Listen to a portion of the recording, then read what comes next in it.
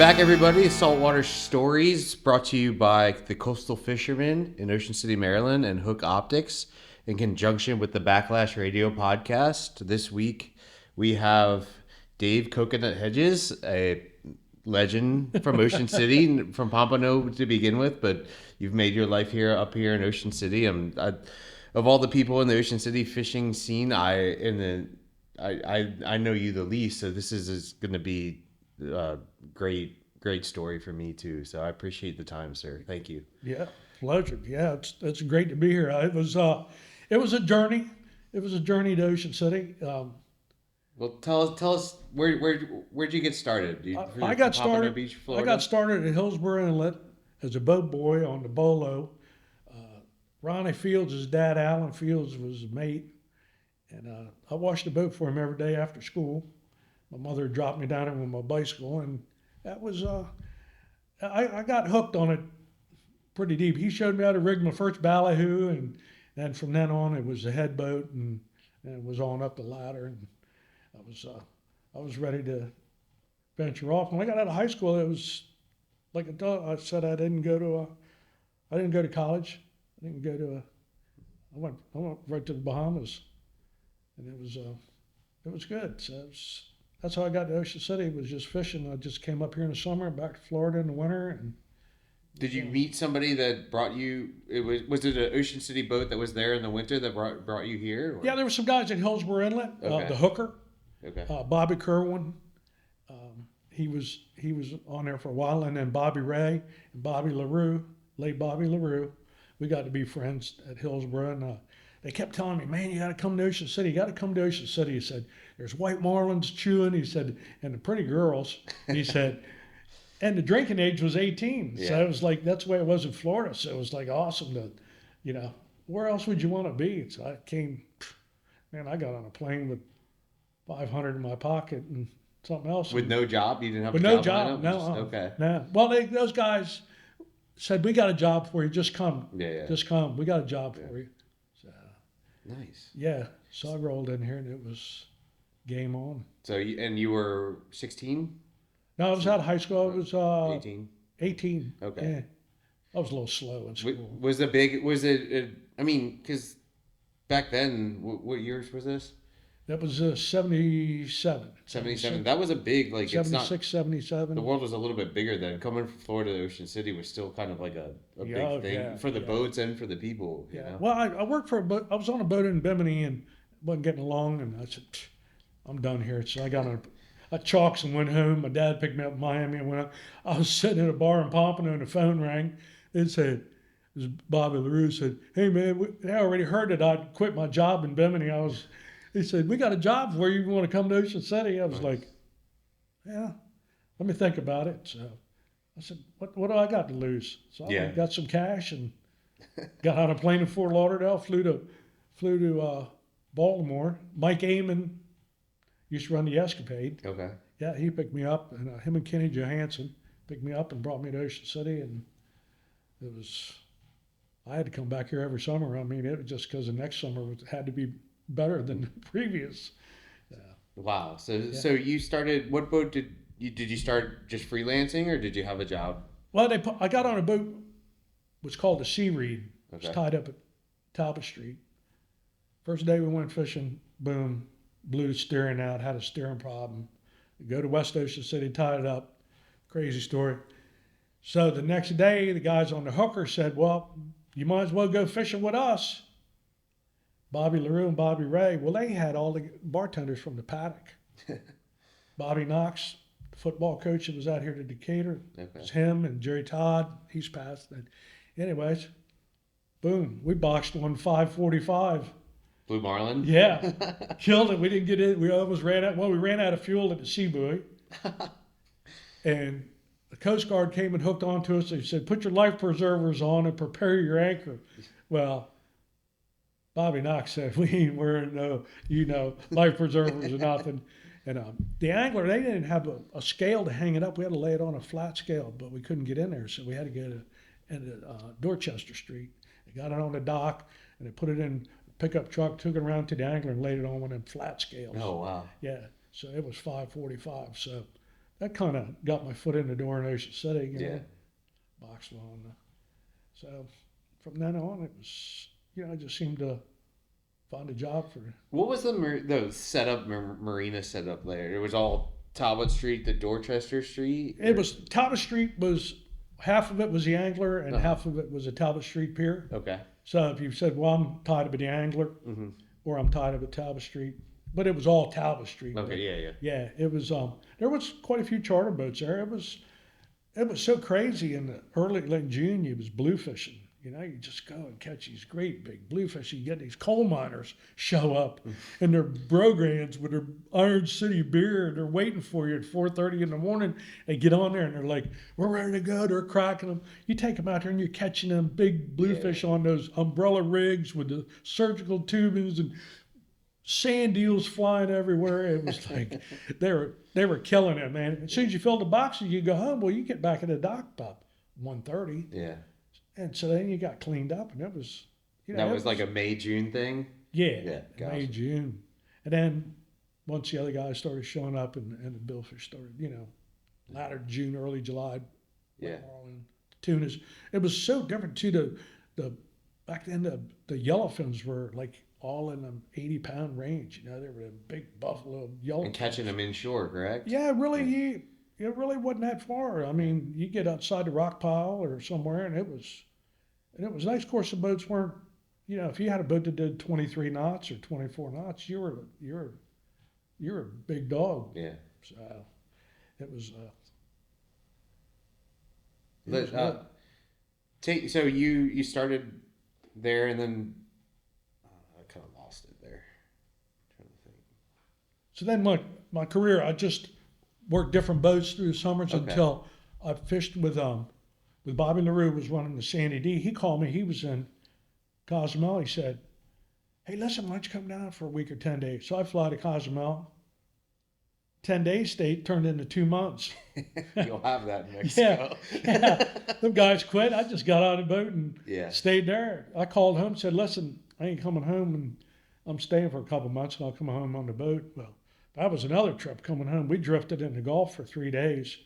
The captain gave the fuel guy a raft lip, and we got some pretty. Well, of course, the fuel back then in the 70s was questionable, anyways. Yeah. So, I mean, we left. So you were in Cozumel, Mexico in the 70s, which might as well have been the end of the earth. Yeah. Oh, yeah. There was no Cozumel was nothing. You had to just back in and hook up to a poly ball with an anchor and back up to a concrete bulkhead and tie off, and everybody tied off to one another. It was, but you didn't go. We never left the dock till lunchtime or later. Yeah. And you had to run on the other side to the west side over there, Puerto Ventura over that way, and we'd sailfish till dark, and then we caught some tremendous swordfish down there. We caught 3 one night. I think the biggest one was close to 5.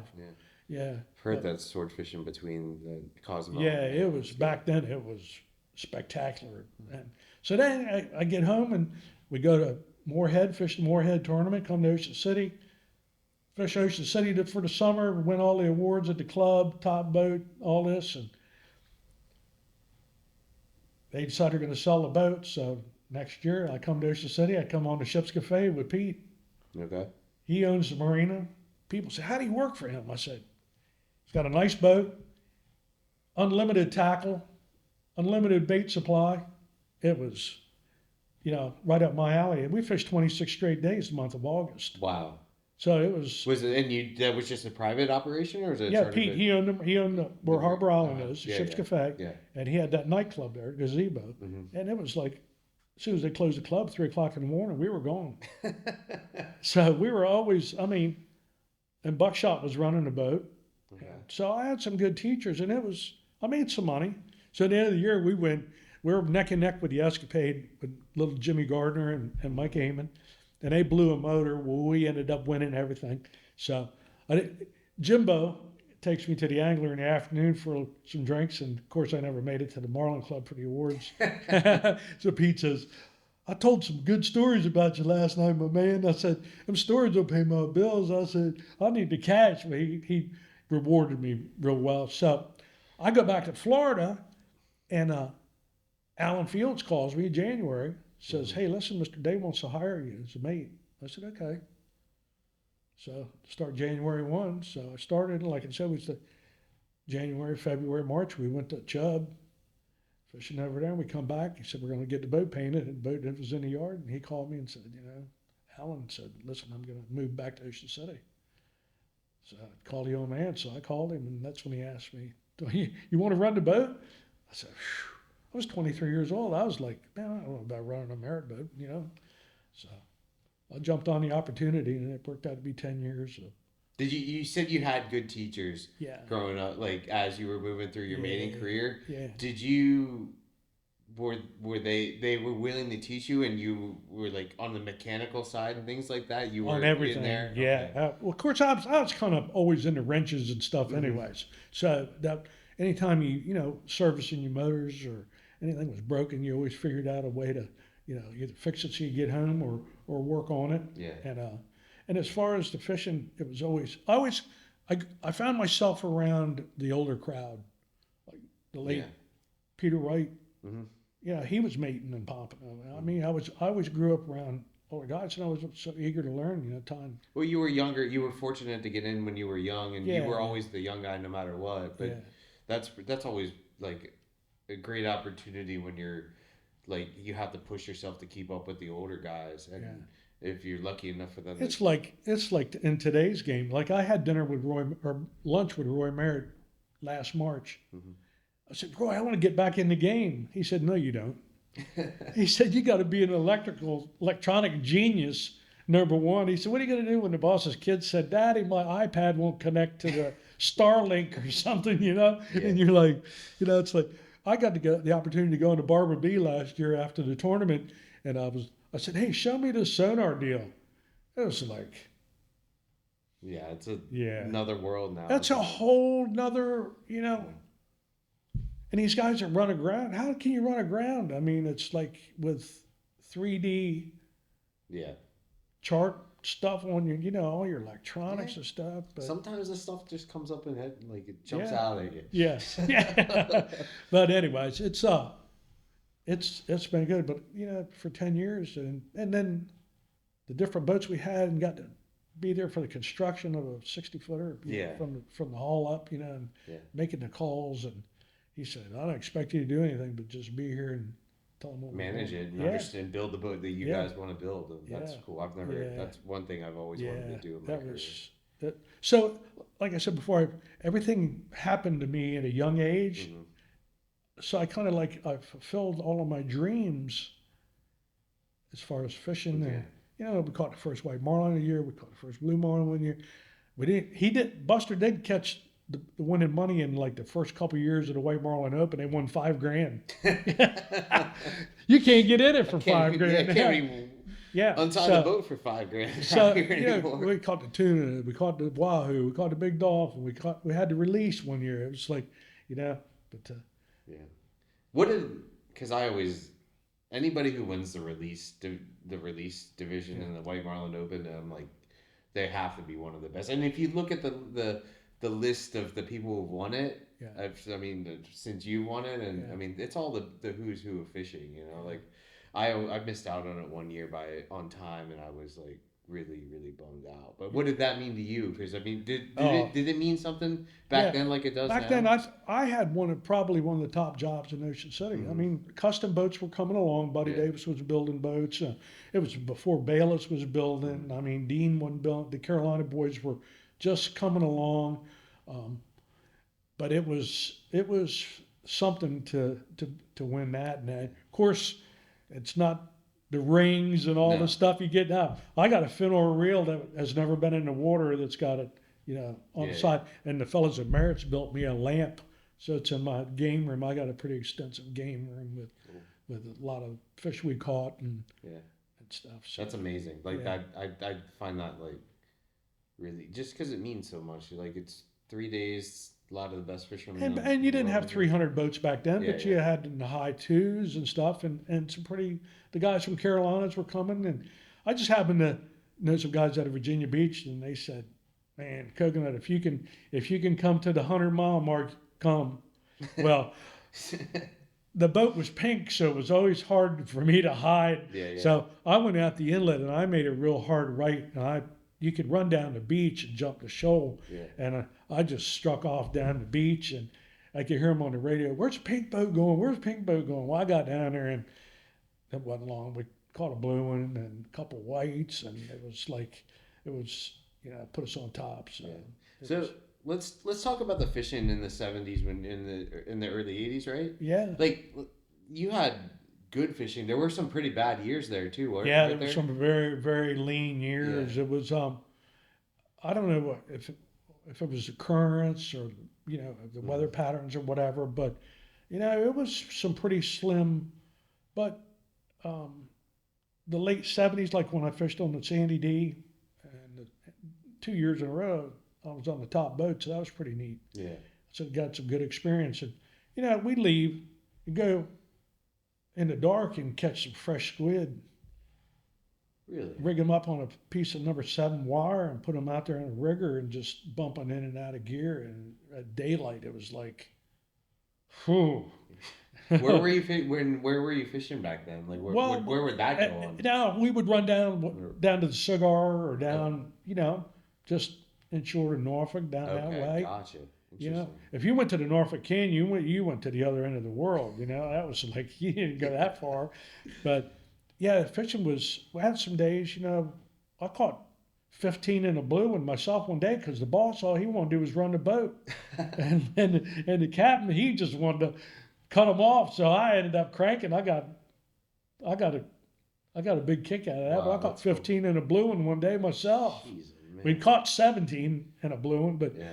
Yeah, I caught 15 of them, but yeah, it was some good years there. Was there a level of competitiveness around the dock, or was it kind of? Yeah, there was like I said, Mike Amon and Jimmy Gardner were pretty. They were on the top. Of course, Mike Amon he ended up going to Venezuela and fishing all over the world. But when you won the Marlin Club top boat, that really meant something for you. Yeah, or whoever won it. Generally. Well, just Florida boy coming up here. They always say Florida mates and spinning baits. Yeah, that wasn't. Yeah. I said I came up here before your spreader bars or whatever. Mm-hmm. When I was working for Pete, I was taking them Charlie Hayden $5 back then split tail mullets and putting them in a row. Yeah. Well, we're over in Cape Eleuthera wahoo fishing, and they're like biting them off. And it's like they run the cash register, man. It's like, God, they're eating up. I said, yeah, but those wahoos, we ended up, you catching them, they're 100 pounders. Yeah.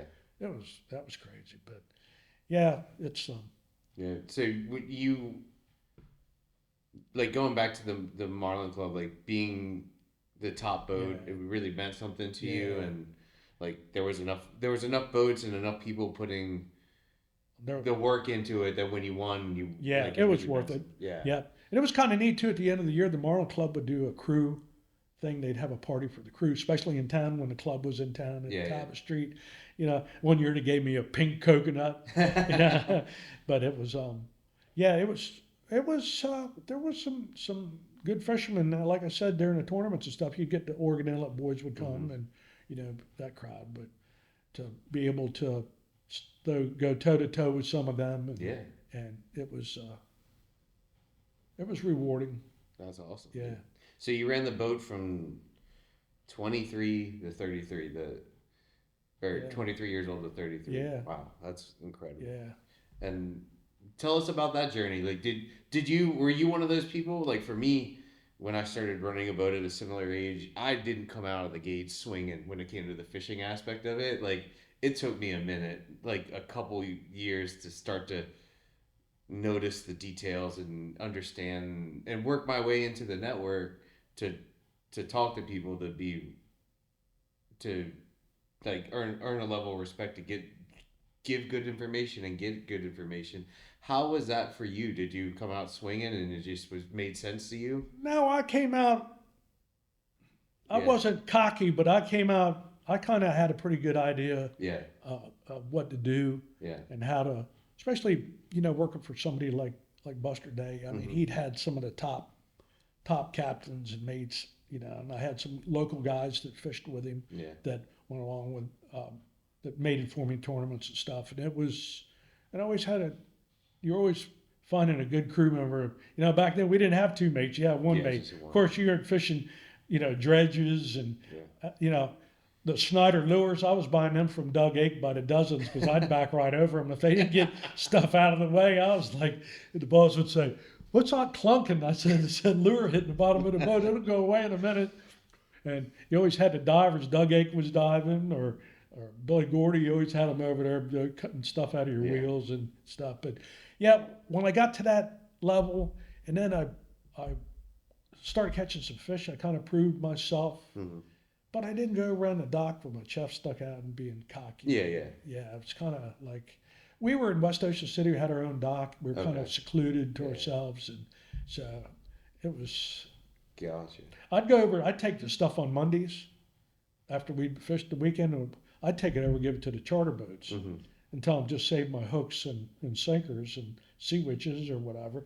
Back then, you're fishing bonita strips and just a red skirt or something. It wasn't all this fancy stuff today, the Hawaiian eyes and stuff. Well, later on, the Hawaiian eyes came on, and then Uncle Bill, he's coming up with some hot stuff. So. Yeah, his stuff very very much produced this weekend for us. Yeah. So what kind of you said were you aggressive when you were fishing? Like were you a pretty aggressive guy? Like I'd holler at my mates. I mean, they would. Is that how you grew up, or was that just you? Like, did you have some captains that were tough on you? Yeah. Oh yeah. I had a couple guys, and I fishing with buckshot and working for Pete. I mean, I'll tell you a funny story. It was Pete missed a white marlin, and he said, I missed the next one. I'll show you something. I said, okay. So I winked at buckshot up on the bridge. So I rigged one of them little Charlie Hayden split tails. I put it there in the pin. Boom! He missed him like 5 times. He cranked it in. There was no hook. He was like, man, he went into orbit.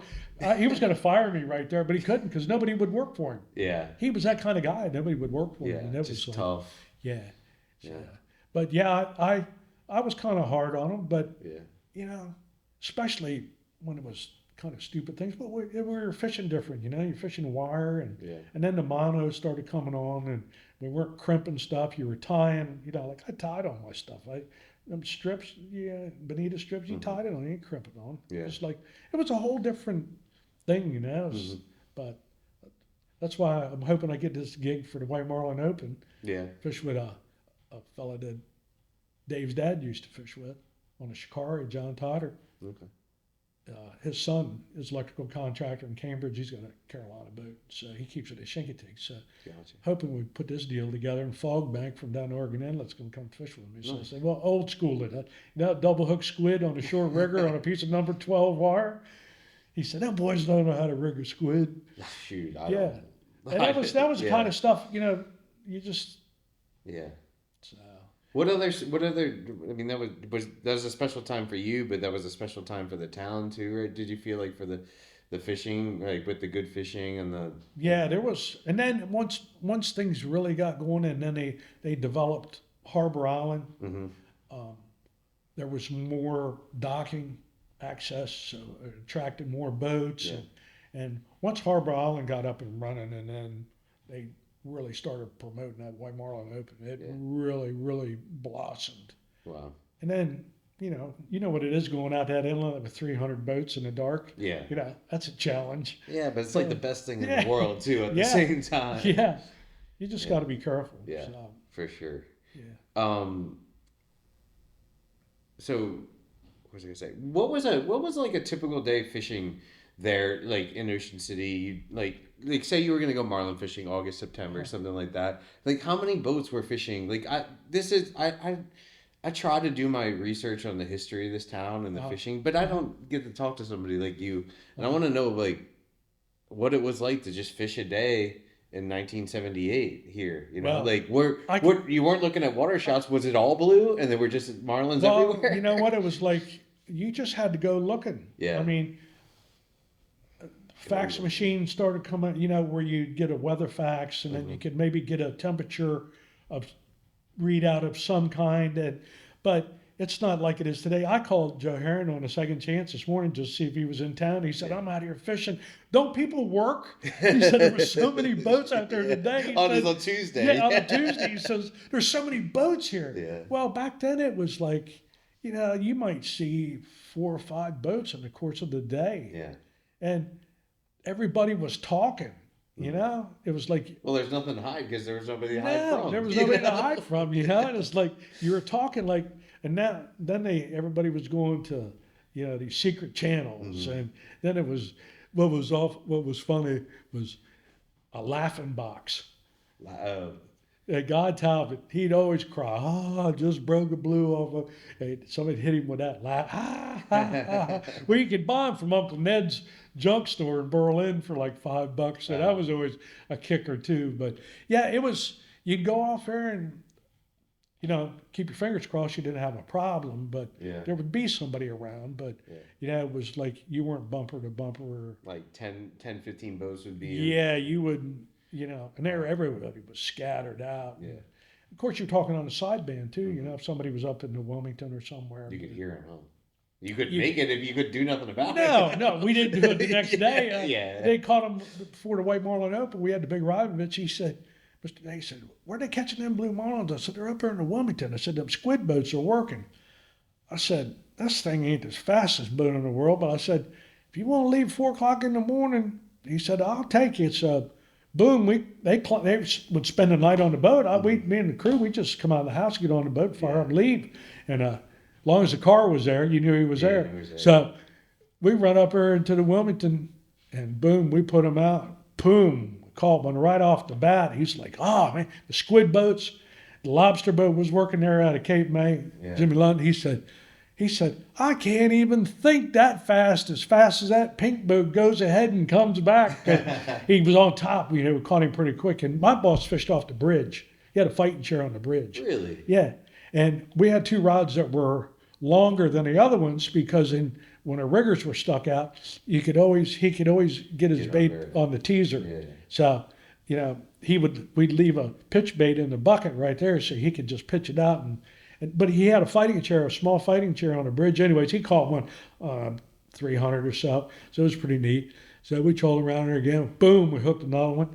And his wife had never caught one. So that one was right at 400. We killed that one. But yeah, it was up in the Wilmington. The squid boats were working, and When you say like catching blue, how many blue marlin boats did a boat have for you to go Not, up there?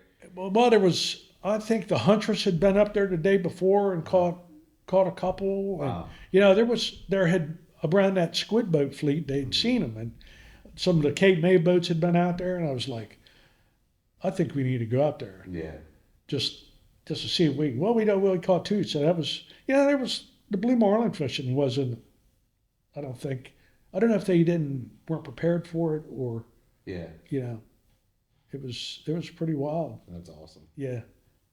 That's incredible. And then Harbor Island was developed, and then and then you started losing a lot of the other activity out of the White Marlin Marina and all of them.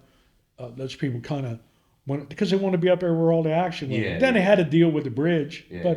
But like similar to how it was when Sunset was built. Yep. Yeah. Yeah. Then everybody had to flock over there. Yeah. So everybody wanted to be where the actions is. So you ran all the way up to the Wilmington back then. That's cool. Yeah. That's badass. Well, at 65-foot Rivovich, and she'd do about 24. That's pretty good. That's not that far. That's barely 3 hours. Yeah. So, yeah. That's awesome. So it was worth a run. Yeah. So I'm glad that my career, like I said, I wish I could have done it a little longer, but like I said, I wasn't sure that I was going to be able to find somebody that, I could mend. He treated me like a son. Yeah, let's talk about that, because I think that's something that's lost on people in this, like on our in our careers, your career back then and mine, like the finding the boat and developing a good relationship with an owner and a crew and just everybody on the boat kind of paddling in the right direction. Yeah. Like, how special is that? Like, talk about that, because I think that's probably the biggest. It's one thing to have a nice rig to run, and um, some of these owners are, you know, they're conscious of what you're spending or whatever. But it seems like there's some pretty unlimited, you Yeah. know. But back then, yeah, we showed up to the boat. You had khakis and a collared shirt on. I always laugh about it now. I said, Yeah. some of these guys show up, they look like they belong in a circus. Yeah, with their flowery pants and Yeah. their fancy tennis shoes. So back then it was like, the guys at Rybovich, there were some of those guys, they'd show up with a briefcase. It was like, they were Like, serious business. I mean, yeah. back then it was, but to find somebody that you can, like you just spent all those hours with, Yeah. you got to you got to develop a relationship. Like we took the boat to Isla. We took the Merritt boat twice. And we were there for 2 months at a time. Well, my boss would stay 10 days and then he'd come back to the States for 10 days. Mm-hmm. Well, they enjoyed staying aboard the boat. So he said, you all get hotel rooms or apartments or whatever, but you don't have to stay here with us. So they'd bring another couple and they enjoyed it. And I did all the cooking. Yeah. Yeah. So he liked that because I love to cook. That's cool. So I was doing all the cooking and the mates would clean up and, you'd hire a couple Mexicans down there. But to be able to find somebody that you enjoy, number one, enjoy being with Yeah. and has the passion for fishing and the excitement and I was talking to the owner of the boat that I work on, and I was like, "Man," or actually, I was talking to Ed on the DAC last night, owner of the DAC, and I was like, there's very few of you, and he's one of them. yeah, Very few of you that have this irrational passion for fishing, like the guys that work on the boats, yeah, and then that are also successful enough to fish. You Yeah. know, like a lot of guys that have this sort of irrational passion for fishing, like I do or you do, like we decided to dedicate our lives or part of our lives or our lives to fishing, right? Like, and that we do it for a living, but we need those people that are also smarter. They love fishing like we do, but are smart enough to get away from fishing and make Yeah. some money. yeah, you make the know? money to pay the Yeah. bills. Yeah, So I always find it like Charlie on the Sea Hag and Bill and Pete on the Blood Money that I worked for prior to these boats. They were those people. Charlie for sure, 30 years owning the Sea Hag. He just sold it, and he was an irrational fisherman. He'd send us go fishing, with some people, maybe bring some guests or something. And I'd say, hey, they're biting. He'd be like, oh, I can't make it. And then like an hour would go by. He goes, I changed everything around. I'll be down tomorrow. That's like there owners like that are few and far between. Yeah. It's so nice that Yeah. like when you get something like that, that's pretty cool. we would sit in Mexico, and then they, like I said, they'd come home for 10 days. Well, he said, you got 10 days. And so I'd bring some people from Merritt's, from the boatyard. I'd bring some people from the tackle shop. And, you had to return some favors. Yeah, Had a for fella sure. that was interested in building a Merritt boat. So Roy, his captain and crew came down, and we caught a blue in Isla with them one day. I said, here, you run the boat to his captain. Here, run it, see how you like it, Yeah. So it was to find somebody that just gives you, that trusts you to. What do you think the keys of that relationship were? I mean, between you two. I think it was the honesty, Yeah. number one. The first week I worked for him, I had a whole stack of receipts. Yeah. He said, I said, here's from this week. He said, well, what do you want me to do with them? And I said, well, these are my receipts from when I spent this week. He said, my business is big enough. I have people that watch my money, and I'll know if you're taking my money. So it was that. And Where did you learn that? Like that's like something that's a nuance in like just that little thing, the receipts thing.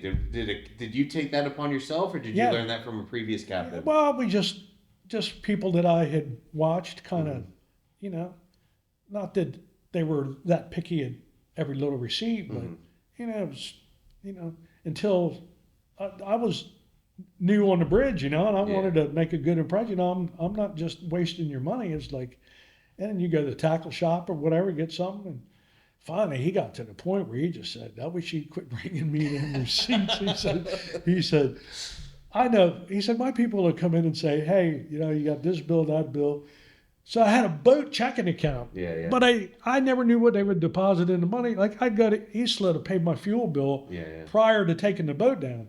Okay, So you go down and leave him 10 grand. He was like, I said, Mr. Dad, I flew down. Buck and I are going to fly down. We're going to get our dockage, get our money, deposits, everything. Is that how you took care of that stuff? You had to go down there physically and Yeah, set we your would fly reservation? down. We would fly down Really?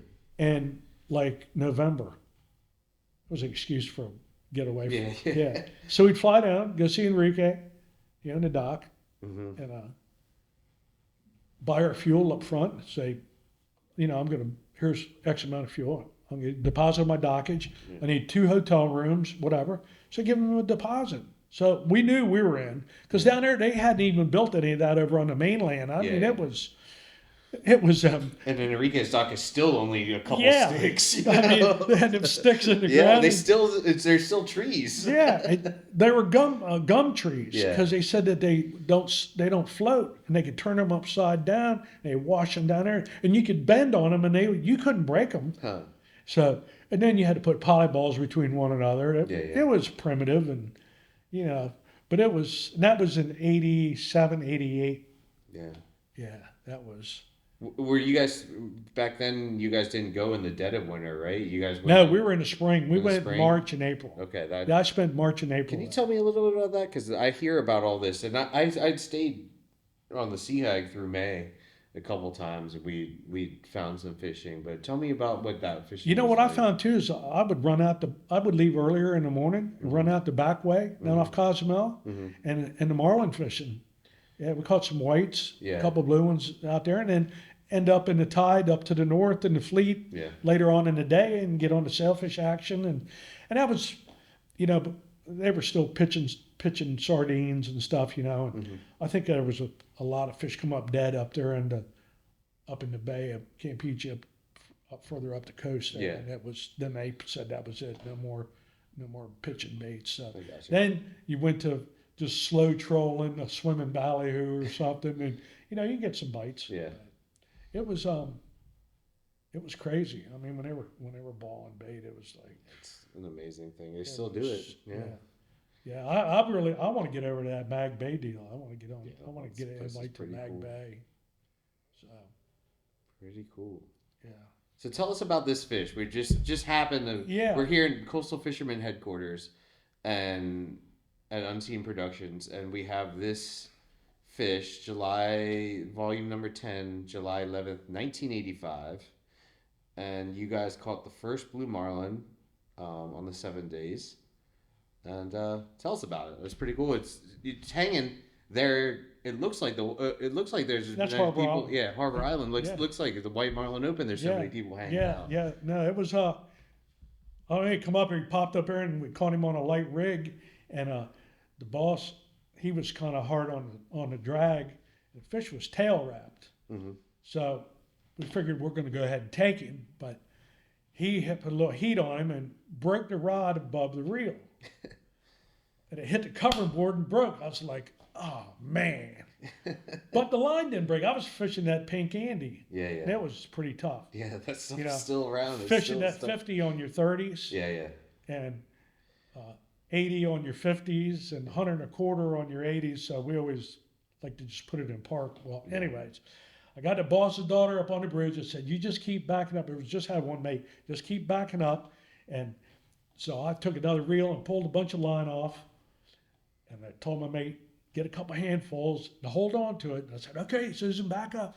So I quick tied a blood line in there. I got 10 or 15 turns on the reel and I gave the rod back to him. And he finally popped him up there and we killed him. And it was like, he said, you're crazy. He said, what are we going to do now? I said, we're going to tie this line off. Because I'd done that on the head boats in Florida. That's how you get hung up in something. You just tie a blood knot and keep on going about your business. But yeah, that was, matter of fact, that fish hangs on my wall in my game room. Oh wow. Yeah. That's cool. It's amazing. Yeah, he. July 11th. Was that a late first blue marlin, or was that kind of normal back then? No, it was. I think it was probably a little later than normal. Yeah. But like back then, them guys that were getting up here, they were still finishing up Moorhead and, fishing in Carolinas a little bit and getting up here 4th of July. Yeah, it was always early July, Yeah. you know, before anybody really got out there and got looking. Seemed like charter boats were on the bluefish gig, and Yeah. then a few tunas would show up, and nobody they didn't tuna fish like they do now. I mean, people are obsessed with tunas now. I mean, Yeah, it's Tuesday and you can't find a slip or a parking spot at sunset. yeah, and when Joe told me, don't these people work? Yeah. Here, he's retired. He's out there on his boat. He said, I figured I'd go on Tuesday. Wouldn't be anybody here. Yeah. He said, it's like a parking lot out here. Yeah, that's what I hear. Yeah. Yeah, I got to the marina this morning, and I was shocked with how many parking spots were filled and how many boats fished. Considering, I mean, it was good fishing, And but now, it's not great, And after that career, then I went to work for the Nichols family running the fishing center. Yeah, and let me ask you this: like, so before you did that, did you decide you were going to make your home here in Ocean City? Yeah, I had developed a lot of friends, friendships here on the Eastern Shore. Yeah. And my wife was from Pasadena, Okay. Maryland. And you met her here. Yeah, I assume met her. Story as old as time. Florida guy comes up here, falls in love with American girl. Matter of fact, our first date was on the Allison. Okay, gotcha. With Slim in the White Marlin Open when we were building the boat in '87, Yeah. and then we ended up we got married in '89. Wow. So I said, I'd like to live here. I developed great friendships up here with Dave's dad and those kind of people, and it was just this is where I just wanted to be, Yeah, and I growing up in South Florida, people, all of that was coming out of Haiti and Cuba, and it was becoming, there was so much going on down there. Yeah. It was like, and my family had moved out of South Florida, and so I said, I think I'm ready for Ocean City. It's a wonderful place to live. Yeah. I wouldn't want to live anywhere else. And now I got a beautiful home on 5 acres down at South Point, and Wow. bow hunt right in my backyard. And, That's incredible. Yeah. So, all right, so you started to work for the Nichols family. Yeah, I went to work for the Nichols family, and the tuna tournament had been going a few years, and I went to work. Charles says, by the way, not only are you the marina manager, but you become the tournament director. So me and Bobby Gower worked hand in hand, and Annette Riley, we worked hand in hand, and so this year's 39 years. I've been a part of it probably 33, 35 years. Tell us about some stories about the tuna tournament. Do you have any good ones? Any great catches? Or there was one. I feel like there was somebody told me story about somebody getting in right before, because you had to see them, right? You had to physically. Captain Bob Gower would be sitting outside of Shantytown, out there in front of, where all them big houses are now. He'd be sitting out there in a boat, and it was like he had to physically see you prior to the scales closing. Yeah. And they come sailing in there, like almost wide open. Come in there and it was always great on Sunday afternoons. It was like spoilers. Yeah. Come in and So I'm hoping some of these big eyes stay around. Hopefully hopefully the tuna fishing keeps steady and keeps on improving. The conditions, the water conditions are improving. So I'm hoping it's going to be. I mean, the last two years have been phenomenal marlin fishing, so I hope it keeps on coming. Hopefully we have a good tuna. So I get the opportunity to go offshore, like Charles Nichols chartered some boats after the tournament stuff. One year I got to go with Johnny Duffy, was still running the boat, and we had a good day with him. And like I said, last year went on to Barber B, and so I do get to ease off there 1 or 2 times a year. But I'm kind of looking forward to putting this deal together for the White Marlin Open. Maybe we can score something for the. So 10 years at how long did you work at the fishing center? I was here about 5 years. 5 years. What was that like? I mean, that was dock master. Dock master, marina manager. It was a lot of hours. Yeah. And you had some characters docked over there too. It was because that became the place to be after Harbor Island. Then they kind of as far as the charter boat business before they built Sunset. Yeah. That used to be like the premier, like the Rudy Inlet of Virginia Beach. Yeah. Well, that's where the fishing center was here, and it was everybody wanted to be tied up at the fishing center, and it was the Flying Fish Bar was going on. And it was, it was a lot of action, and it was a lot of hours. We'd Yeah. start 4:30 in the morning, and you'd finish up at 8:30 in the evening. And Monty Spencer's mother worked in the office when I was a marina manager. So Yeah. yeah, it was Pretty cool stuff. yeah. So it's How do you look back on it all? Like, you feel you left fishing at 30. You left running a boat at 33, and you seemed like you were pretty fulfilled by what you had yeah, accomplished. and that's what I tell most people that it happened so fast. It seemed like it happened fast. Yeah, yeah, But then from the time I got out of high school, 15, 18 years, Yeah. it's and 10 years on one job, it was like it. But growing up in Pompano at Maris Boatyard and dreaming about, one day I want to run one of these. And these guys were going to Australia. They were, catching them giant bluefins in Bimini. The tuna fishing in Bimini was.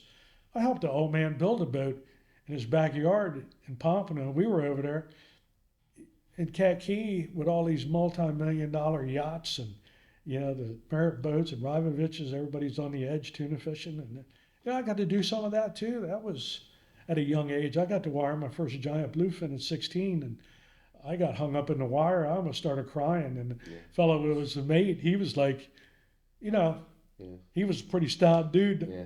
He reached right out in front of me and just took one rap and said, "Get out of it." It's like, yeah, before you get hurt. Yeah. So, but you're catching them in 10 minutes there. You're chasing them in that shallow water and going around a circle and boom. Yeah, that's incredible. Yeah. It's been good. I mean, but like I said, it seemed like it happened fast, but I don't know if I didn't want to keep on. It's down hard. that It's path. hard on relationships and stuff like Yeah. that. This lifestyle, Yeah. for sure. So now I'm retired and I can do whatever I want. Whatever you want. Yeah, the phone rings. I still keep my license up. I still keep my drug testing up. Somebody picks up the phone and says, "Hey, can you run the boat for me?" Like late Joey DeRosa, he called me and said, "I said I ain't going at 4 o'clock in the morning and catching." But you'll be back by 11. I know. Was he an animal or what? I Yeah. mean, he just, God, how could you get? I said, and then Johnny would run the boat for him once in a while. Duffy would run the boat for him. I was like, how can you? It's sad to see some of them guys gone. I mean, and that was another thing too. I lost a lot of my friends. Yeah. A lot of the guys that I grew up with, captains, were older, Yeah. and they kind of went to the wayside. And then the new crowd started coming on. Gotcha. It's, Pretty incredible. I guess we'll finish it up. I just want to know how you got the nickname Coconut. I got that name from Ronnie Fields' dad, Alan. Mm-hmm. He was mating on the Bolo in Hillsborough Inlet. They'd go to Bimini in the Bahamas. And they said there was a Bahamian over there that just wasn't just right. They said a coconut fell out of a tree. That's what they said over there. The coconut fell out of the tree and hit him on the head, and that's what kind of made him a little crazy. Well, he said, "You act just like him." Well, I'd fall off the dock and hit my head or whatever. You didn't dare cry in front of them guys. Yeah. Because they'd laugh you right out of town. Yeah. And so they called me Coconut. So when I came to Ocean City, that just followed me. Everybody knew who Coconut was. They were just putting a face to Yeah. the name. Yeah. And then, I got established here. I got in the fire company. Yeah. I did 26 years of active duty as a volunteer in the fire department. Wow. And did it as 4 years as a 911 dispatcher. So I've done a lot of crazy things. Yeah, sounds like it. But the last 30 years have been helping people. Yeah. But even in the fishing business, you're an entertainer. Yeah. When you're carrying charters Mm-hmm. and you ain't catching enough fish, you got to do something to entertain them. Down there in Florida, you get them college kids.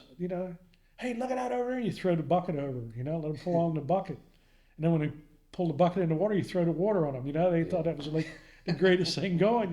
But you're in the entertainment business. Yeah. And people are paying a lot of money to have a good day, and even if you weren't catching nothing, you had to show a good time. Yeah, for sure.